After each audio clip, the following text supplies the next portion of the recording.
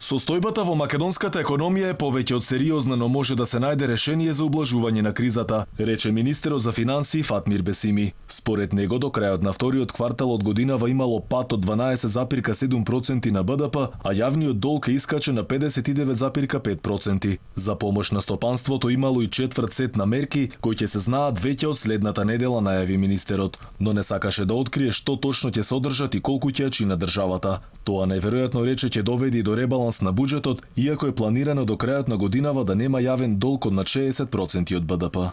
Ако денес ние не можеме да дадеме точна информација, нема да спекулираме со бројки, туку таа информација ќе ја добиете навремено во момент кога Министерството ќе има јасни проценки и кога ќе одиме пред собранието, доколку носиме одлука за ребаланс на буџетот, а тоа би требало ќе знаеме до крајот на месецот и во собранието ќе биде во текот на наредниот месец, доколку се реши владата и согледуваме ние дека имаме потреба за ребаланс на постојниот буџет.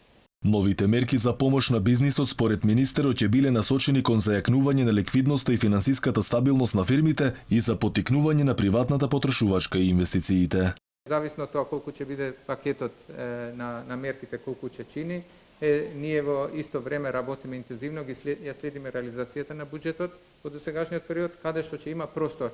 Со голема веројатност се знае дека до крај на година нема да се реализираат тие планирани трошења во буџетот.